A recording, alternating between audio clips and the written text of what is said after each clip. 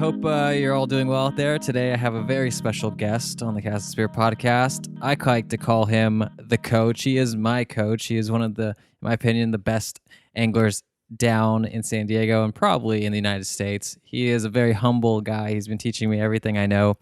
And I just want to say, welcome, coach. Nice to have you on the cast. It's my pleasure, man. Totally my pleasure. So, if you could give the listeners out there just a little intro into, all the decades of experience you have fishing and the style of fishing that you like and the species you like to go after. I know that's a long-winded question, but if you could just introduce yourself, that'd be amazing. I'm the coach. Everybody calls me Dave. Some folks call me Daniel, but really, I guess it started when I was a teenager in San Diego's heyday. I started off commercial fishing here, and then I migrated farther south and west. Did lots of time on a lot of different boats, fishing a lot of targets, from tuna and swordfish and even snake mackerel. The snake mackerel was a big cash crop in the Indian Ocean back in the day. But anyways, I spent a lot of time chasing a lot of fish across the planet. Did lots of time in East Texas, Western Louisiana. Spend lots of time trot lining, limb lining. Spend lots of time long lining all across the tropics, and even did a short stint in Alaska, which I did not care for at all. But honestly, Alaska caused me to put my tail between my legs and run back to the tropics, but that's a whole different story. But essentially just an old timer with bad back who has put some time in here and there. And I just try to encourage new people to the sport. Fishing's been my life, and I hope it becomes more people's lives. Absolutely. I guess that's the main thing. No, that's huge. And I think my cousin introduced us. He found you on the sdfish.com forums, which you're one of the most popular guys on that forum. I think you have the absolute most posts and stuff like that. And it's just cool to see all the guys always refer to you as coach and always throwing you props. But I know we've been talking a lot offline, a little bit about, because you've been helping me a lot with Cast and Spear, but you wanted to bring up some key things that you've been noticing over the last, I would you say decades, or is this more of a recent thing regarding the toxic fish culture? Well, the toxic fish culture really is a new thing, and I think a lot of it revolves around social media. But, it kind of all started decades ago, but the more specialized fishing is becoming, whether it's largemouths or yellowtail or calicos, the more specialized it has become, the more toxic the fishing culture is. So no matter how you look at it, it's just absolutely refusing to recruit new people for our sport, which ultimately speaking is going to kill the whole thing. Interesting. So what have you been seeing specifically? So you're saying like the social media, like as soon as a newbie comes in, it's just very convoluted. Like the reason why there's so many specialties makes it hard to kind of know where to get started. And then when they ask questions, people usually just berate them. Or how is this whole, like, what's your definition of the toxic piece of it? Well, it's kind of the whole picture. So it starts with the guy asking on a forum or on a YouTube comment or whatever. It starts with him asking, hey, how do I do this? He sees some guy catching a huge largemouth. He sees some guys casting plastics at San Clemente Island. He sees guys catching bull reds at the rigs. And he asks, how do I do this? And the answer is often, well, you take this $400 reel and you put it on this $399 rod and you load it with braid, which will cost you another 30, 40, 50 bucks, depending on what braid the person recommends. And then you go out here and you do this. To me, that's really disingenuous. I see. And do you think that they're doing it maliciously? Because, it could be the truth, right? They could be just saying that that's what they're doing, or after all their years of experience, that's kind of what they found to work for them. But you're saying that the high input cost and that gear, it might not be, the best if you're just kind of trying to, if you don't have the technique and all this other stuff, that they'll get discouraged. Whereas like, mono and a cheap reel and some live bait would do the trick to get them hooked. Is that kind of like what you're saying? Well, I mean, that's part of it, but it's really the idea that what I do is all that, and what you do isn't anything. Gotcha. So what do you think of how to fix that? I think that we need to, as a community, take a step back. We need to encourage the use of things like slip bombers, night crawlers, live shrimp for the guys back east or down south.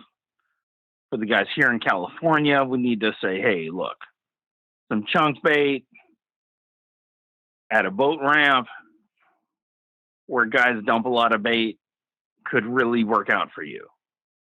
So instead of promoting a Tranks 500 on a $400 rod, why don't we just take a step back and recognize the value of a $40, $50, $60 reel on a $30, $40, $50 rod for the average angler, for the person that's trying to get into it, so that we're not excluding anybody who's poor, anybody who doesn't know if this is for them, or anybody who is willing to head down to their local pier and get in on the action.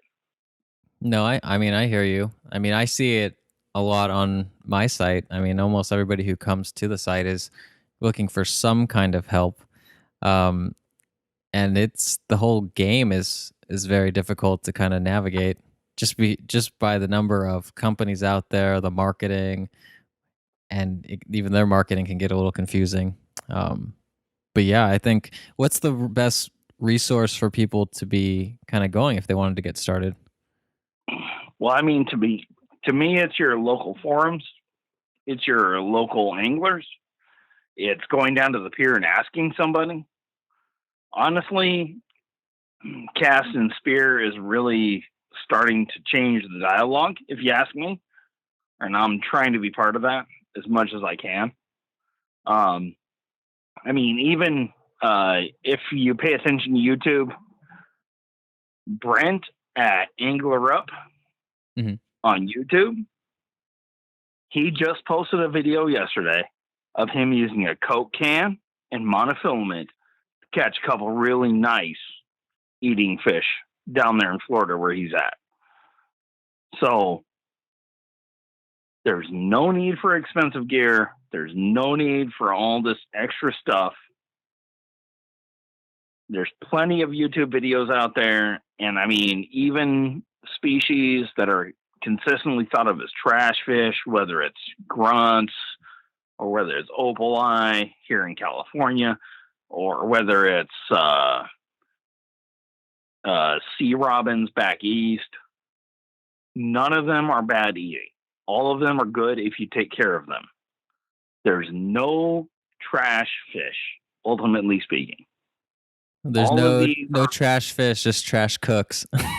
Yeah, that's right. As what's the name says? Is it land shark? No, not land. Is it land shark fishing? I think land shark. Yeah, he has some good ones out there.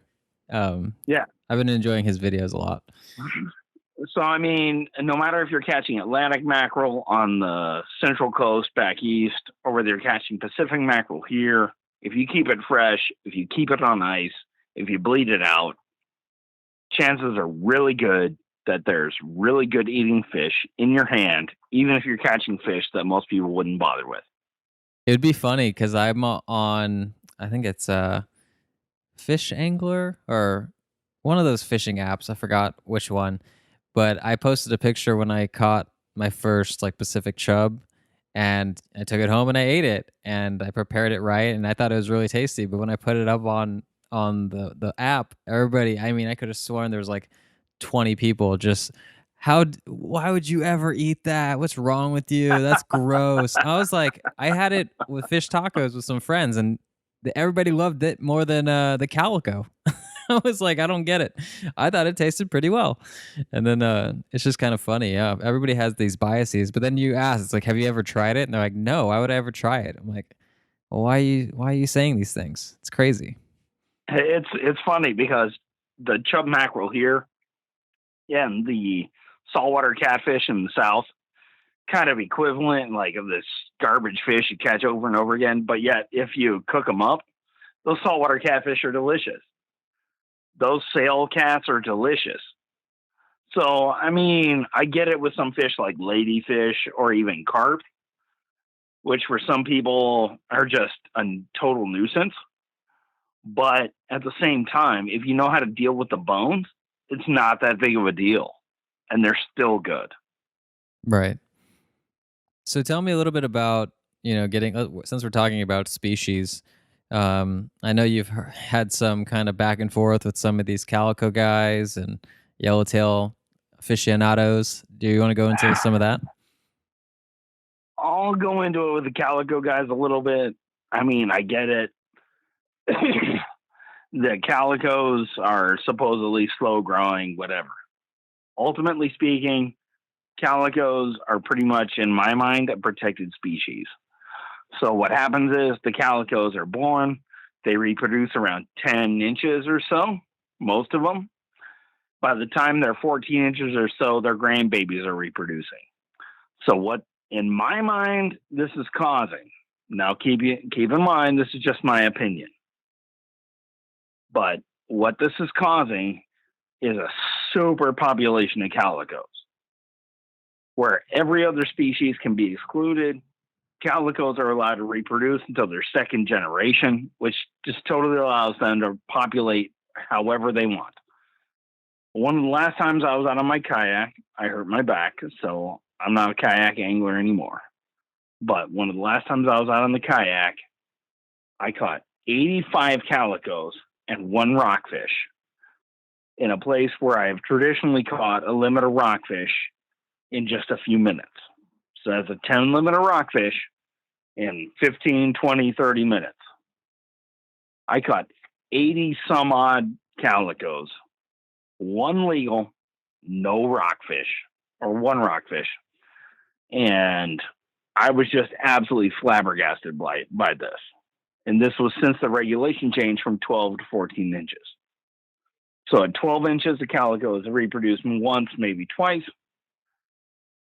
At 14 inches, their babies are reproducing. So this has created a saturation of calicos across Southern California in suitable environments. In fact,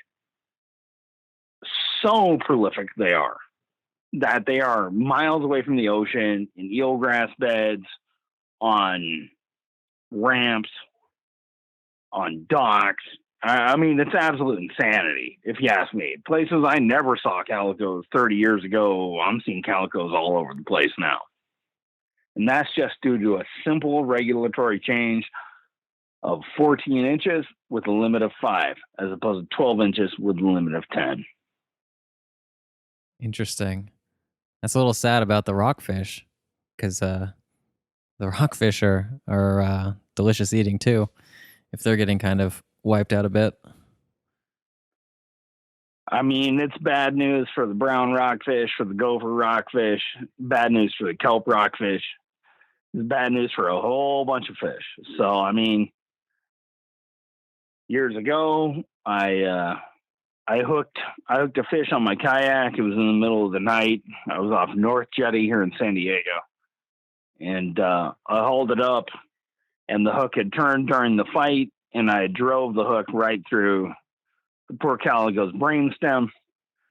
It was a 10-pound class fish. I'll just say I didn't weigh it. All right, let's just say it's an 8-pound class fish. Mm-hmm. And there was a lobster fisherman fishing by me at the time, and the guy pulled a 6-shooter on me and threatened to shoot my ass over, quote, a fish that's rare and blah, blah, blah. I don't even want to get into the words the guy used, but I was like, dude, the fish was dead. I didn't try to hook it. This wasn't my target. And he basically told me he was going to kill me. And I stood up on my kayak at the time and I said, you know what, dude, go on ahead. He talked some more smack and then he went off. And I mean, at that point, I realized that calico fishermen are crazy. Maybe it's that guy's just crazy. That sounds scary as Well, hell. I mean, here's the thing. You can target anything you want. I don't care. It's fine. You want to target trophy largemouth, you want to target calicos, whatever you want to target, it's fine. Not a big deal. But the minute you're threatening somebody else's life over your preferred target, the minute you're talking online about going and killing somebody over keeping a fish, I mean, come on. At what point do you say enough's enough? Wait. So you've actually had people on the forums or just online in general, like when you post a calico picture, then they like threaten you? I haven't posted a big calico picture since I ditched my Facebook, but I had posted a calico picture on Facebook years ago, and I received half a dozen threats immediately. Jesus. That's crazy. I mean, I don't kill calicos on purpose. I don't target calicos. I would rather never catch one. But yeah, there's been some craziness for sure.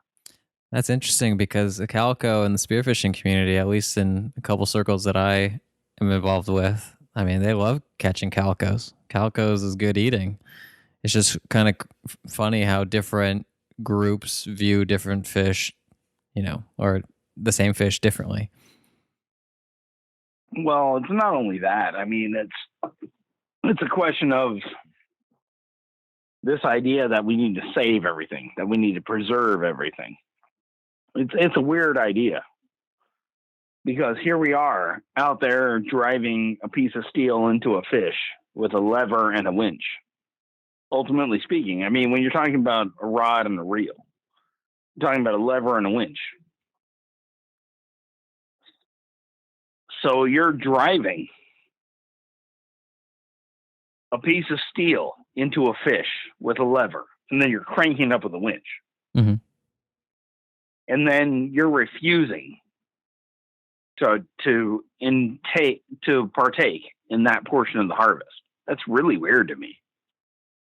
Or I think it's weird when it's an actual legal fish.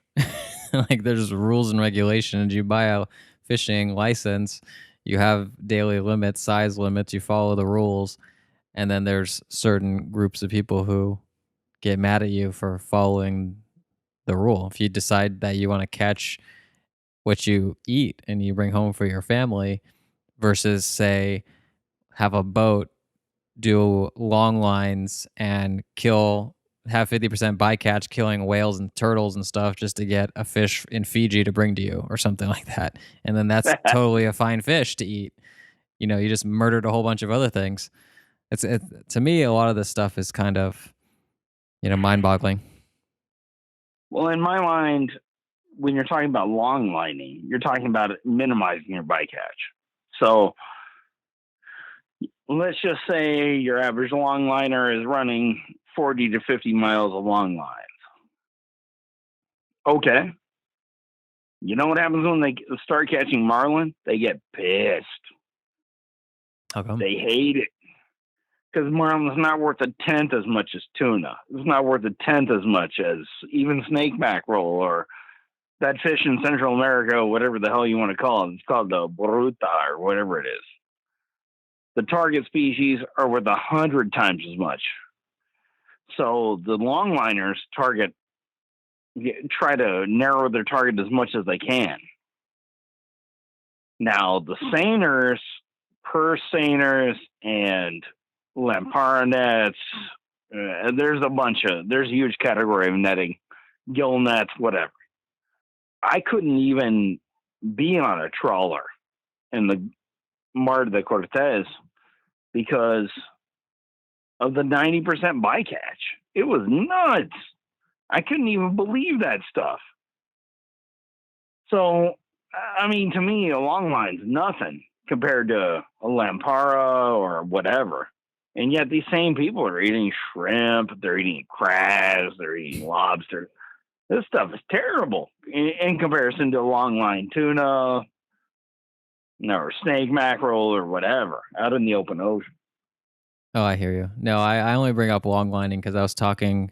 I had some of the guys from the Pew Research or Pew Foundation. They were, kind of complaining about the long lining with the 40% bycatch, but I knew deep down that any kind of netting type bycatch is a catastrophe. But It, we can get into a whole bunch of this stuff, right? It's like even the whole vegetarian or vegan kind of argument where it's like you don't want to eat certain kinds of farm meat, which it's not the way that they're housed and treated is not great.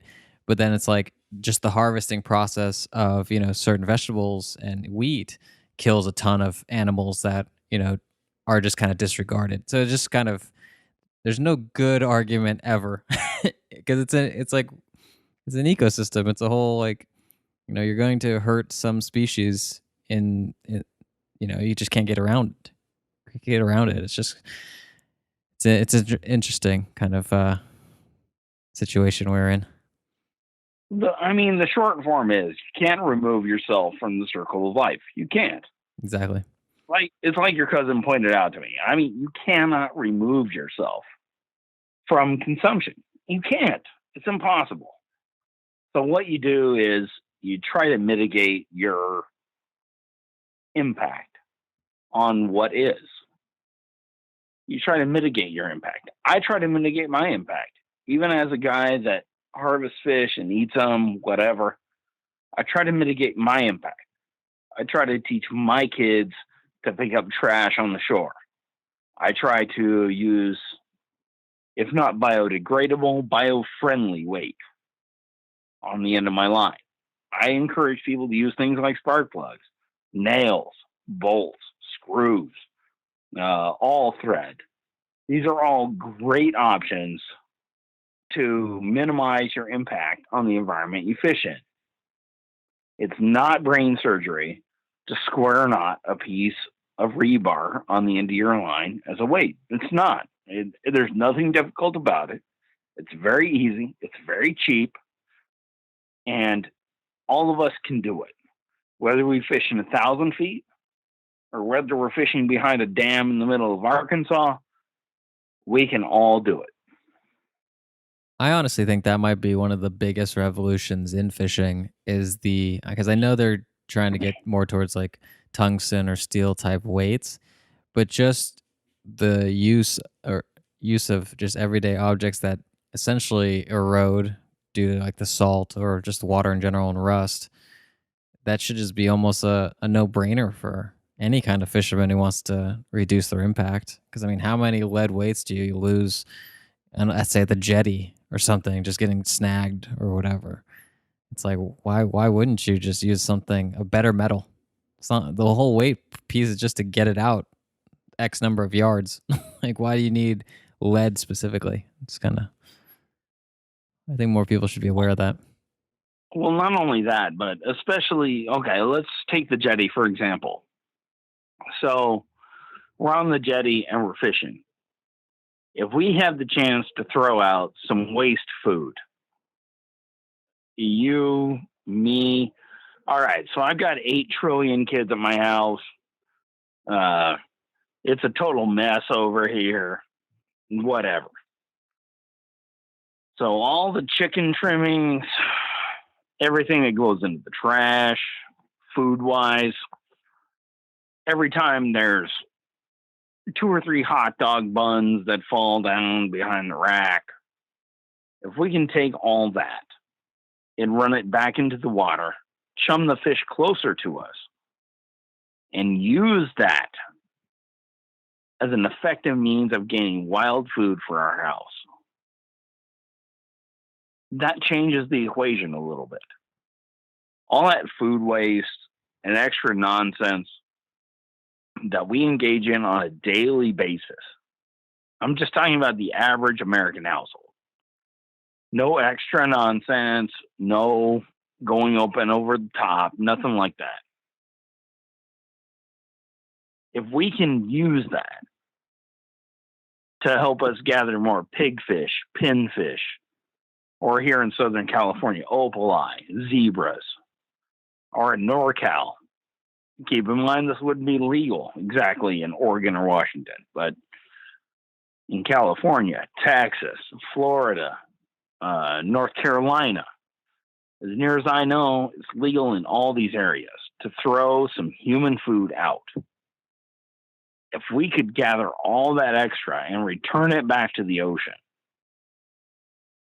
we could feed all of our houses and return something back to the sea that would be totally valuable. That's interesting. It's almost like you're fertilizing the ocean.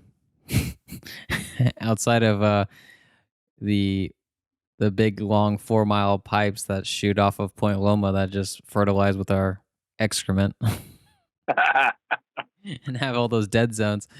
Now, and it's like I was funny because I was looking at our dead zone chart here over in LA, and I didn't really realize I'm right next to what you guys have in Point Loma. I have right next to my house in Playa del Rey. So I was like, oh, no wonder this is the red zone where I'm only supposed to be able to eat like a quarter of a fillet a month without dying.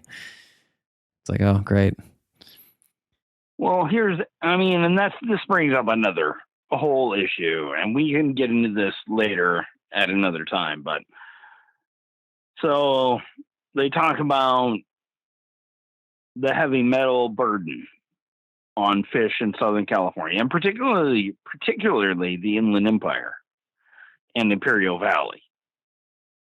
So they talk about the metal load in the Imperial Valley. And that is often used as a reason why we can't eat more than so many servings a week from the fish in the Imperial Valley. But if you look on the vitamin counter of your local high-end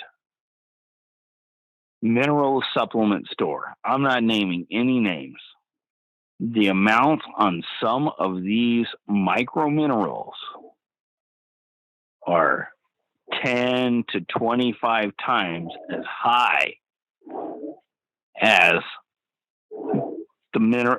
the vitamin supplements on the shelf. That's crazy. And where are you pulling that info from? Are you just looking at like lab reports, or so you're just looking at parts per million of what the EPA says, or how do you know this? Okay, so the state of California posts official, how do I say this? They post official recommendations about what you're supposed to eat from what areas. Right. When I go up the street from my house to a Whole Foods market, more or less, I'm not saying Whole Foods as a brand name. I'm just saying maybe I should say a farmer's market. And I look at the content on the counter for some of these chromium and other micronutrient based supplements. I see that some of them are 10 to 50 times as high as what they're recommending out in the Imperial Valley for consumption, for human consumption, out of some of the bodies of water out there per day. Interesting. So do most people that you've talked to on the forums, they kind of feel the same way, that these recommendations are, put out there in good faith, but when you look at the whole picture, it's not even as crazy as some of the other stuff that you're consuming, or just the environment in general that we're living through anyways? Well, I guess what I would say, I mean, it's open for interpretation, of course, as always. And I'm just one guy, and I'm not a scientist, and I don't have access to all the raw data. I get that. Ultimately speaking, I look at my dad, who has eaten lots of dollar hamburgers in his time. And I can't help but think, sorry if I get a little emotional here. I can't help but think that if he had just eaten a few more wild fish, whether it was tilapia from the Salton Sea or whatever, I can't help but think that he would live a little while longer than he would if, again, I'm sorry. No, it's all good, man. I can't help but think that he would live a little longer and he would be there to fish with me and my kids a little longer if he would have eaten a little more wild fish, whether it has too much selenium or not. And that's really the crux of it. Is that no matter what, I think that we all would live a little longer if instead of eating a dollar hamburger, we would eat something wild, whether it's a white croaker from one of the basins up there by you, or tilapia by the Salton Sea, or largemouths, or whatever. Sorry, I apologize. I'm trying to compose myself. There's no need for apologies. I think you're 100% right. I mean, we're all kind of a product of the environment that we're in, and a lot of the things that are in our environment aren't necessarily good for us. And I think, Kevin and I, going through this little challenge that we put for ourselves with this Apocalypse Grow, I think we can both attest to the what we felt like just kind of living off what we caught wildly and grew in our backyard and bartered and stuff. It kind of just brought us back to the nature element. And I just think a lot of people just don't, they're just not aware that that's a possibility. And sometimes it's just very difficult. That's very privileged that we were able to even have the situation to be able to do it. But I agree with you wholeheartedly. I think more people would benefit just kind of getting back to nature in any way that they can. So yeah, the dollar hamburgers suck, man. That's a hard one.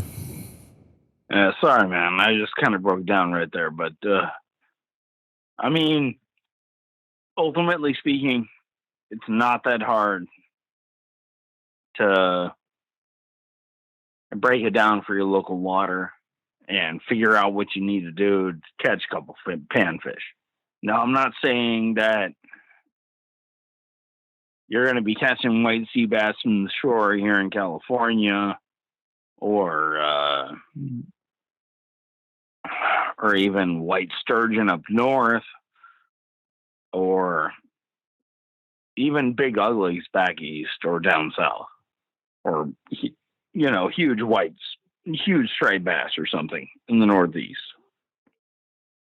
But ultimately speaking, if you can catch a few panfish and you can fry them up in a pan or oven bake them or just roast them over some coals or whatever you have to do, I think that America would be better off if we can just set aside the elitism for just a minute and get people back to the roots. Just even for a minute. Even for a minute, I think it would help. Definitely. So what would you, if you had to give some, like, say we have a newbie, somebody who is listening in, maybe has done some fishing back in the day but wants to kind of get back into it, what's the coach's prescription for getting up and running so that they're ready to go by the weekend? Well, I guess I would say, I hate to say it, but hit you up, dude. Hit you up Me? out there. Me? Yeah, you. I've put my recommendations into I hope an easy to read format, and I hope something helpful for the people out there who may not be as fluent as you and I are in this business. I mean, I hope that I can put somebody onto some fish. I put lots of people onto fish. Make no mistake. Dude, you put everybody on fish. It's That's why they call you the coach, man. it's harder over the internet, dude. Make no mistake. No 100%. mistake at all. Hit you up. Hit up Cast and Spear and see what you can do.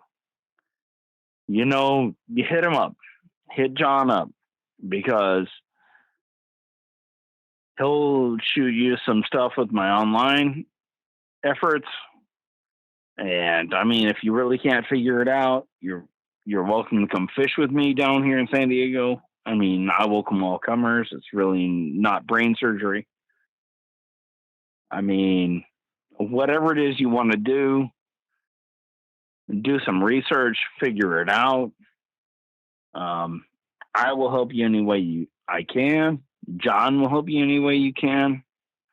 I'm not 100% sure what it is we would all need to do. We're working on it.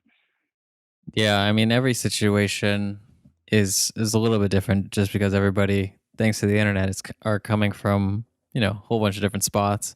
I think it would be a little bit easier if, everybody was just coming from, say, LA, San Diego, or our local spot. But also, I've been looking at it from a kind of taking a step back, and fishing doesn't have to be complicated, like you're saying. It could be as easy as a Coke can, a piece of line and a hook and some bait. I mean, that's like the bare essentials, and then you just got to kind of know the different aspects in terms of, are you doing ocean or freshwater, tides, different conditions like that. But yeah, I'm always down to help. I've actually, that's my favorite part about Cast and Sphere so far, is just the random emails that I get where they're just like, here's my situation. I'm a mom and I have a kid that I want to get them exposed to this, and this is where we live, and this is how long we're going to have on our vacation. What do you recommend? And here you go. Here's what I would do if I was in your spot. So yeah, we'll get there, man. I think together we're gonna get a lot of people reinvigorated, and I'm excited about all the people that are been on YouTube. Like the Fisherman's Life and a whole bunch of these other people doing the catch and cook. The Brody Mosses of the world. I think they're doing some really cool things to kind of, bring about what we all love deep down about fishing and the adventure and what it means for us, and then kind of sharing that passion and then inspiring people to get back out there. So I think it's in a good spot. I think it's in the right direction. Well, I mean, I've got hope for the future. On the other hand, here in California, where fashion is king, I mean, I don't know. I have my dark thoughts. But ultimately speaking, I look back to my trip to Arkansas last year. Did you see my post on that? I did. I don't know if you have a lot of posts, man. I think I might have missed that one. Well, let me shoot you a link to that because I posted a report about last time I was in Arkansas. Mhm. And I think I did my Arkansas trip. I think I did 8 days with less than $90 out the door. And I caught a lot. And I mean a lot of really nice fish just hanging out and being a D-bag. Nothing complicated. You could probably replicate my results with $7, $8, $9. So I think that it could be really simple for a lot of this country to engage in the fishing conversation without any real difficulty at all. I think you could do it for less than $20 most anywhere. Here in California, we have some crazy rules. Up north in Washington, Oregon, it's super crazy. But the rest of this country, I think we could really engage in the conversation and get people out fishing for almost nothing. Well, I think you've inspired a whole bunch of different ideas. I think we can put together some cool, explainers and how to vids on, just some bare bones fishing setups, rigs, approaches, and just kind of, make it accessible to every person. Because in theory, in my opinion, everybody should at least have the ability to try it once. And if they like it, do it for life. So why not? Let's just show them how. I am totally with you on that, man. 100%. You let me know what we can do to make that happen, and we will make it happen. I don't give a rat's about what it takes, or I am down anytime, anywhere to help you disseminate the information to get people fishing in the United States, regardless of where they are or what their circumstances are or how much money they have or anything. I don't give a rat's. We can handle it, you and I. Love it. So, is there anything you want to leave our listeners with before we get off? How can they reach you, and any parting words? I don't know about reaching me, but here's the parting deal. Get involved. Get involved with your local conversation. If you can't, the SD Fish forums are awesome, whatever. But get involved. If you're on a pier and you see somebody catching something, as I mentioned in my recent edit, go up and ask them, hey, could you give me some pointers? Could you give me some tips? If you're on the beach and you see somebody doing well, be like, hey, could you help me, please? 9 times out of 10, most fishermen want to help people catch more fish. This is not the case in yellowtail fishing, calico bass fishing, fishing swim baits in our freshwater reservoirs. Forget all that. Keep it simple. Use a trout spinner in freshwater, use a crappie jig in freshwater, jig up some fish. If they're legal, take them home and eat them. By God, please take them home and eat them. Even here in Southern California. I mean, I have seen our catch and release culture killing. I mean, absolutely killing our local bass fishing. When I was a kid, I saw a guy catch a 50-pound limit of 5 largemouth bass. It was like 50 pounds and 12 ounces or something. That stuff doesn't happen anymore. Why? Because of excessive catch and release and excessive fishing pressure. If you catch some fish that are good to eat, go on ahead. Take them home, clean them, and eat them. It's the same thing with calico bass here. If you're going to catch calico bass, awesome. None of us can avoid catching calico bass here in Southern California. It's impossible. I don't care who you are. It's impossible. So if you catch calico bass 14 to 18 inches, go on ahead, keep it and eat it. If you catch small fish or big fish, whether it's calico bass or channel catfish or largemouth or whatever, you catch small fish and big fish, throw them back. Otherwise, keep them and eat them. That would be my number one advice for new anglers. So whether it's sea trout or scup or spot back east, if you catch a mid-sized fish, go on ahead and eat it. It's no problem.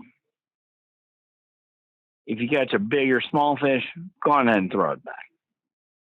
Those would be my number one suggestion to anybody who's trying to get into fishing as a new angler. Love it, man. Well, I appreciate that. I think you've dropped some wisdom, and I think this has been super helpful for all of us. Thanks for coming on. And if you're listening and you want to get in touch with me, if you have any questions, just hit me up. You can hit me up on the site or my email. It's Jon at castandspear.com. I'd be happy to help wherever I can. Thanks, Coach. Appreciate it. It's my pleasure, man. Much love, brother. Thanks for tuning into this episode of the podcast. I hope you enjoyed it as much as I did. If you haven't already done so, please subscribe on iTunes, Spotify, whatever podcast player you're using. And it would also help me tremendously if you could leave a rating on iTunes and leave a comment. Maybe what's your favorite fish? And if you can share this with any of your friends out there. Until next time, keep those lines tight, everyone. See ya.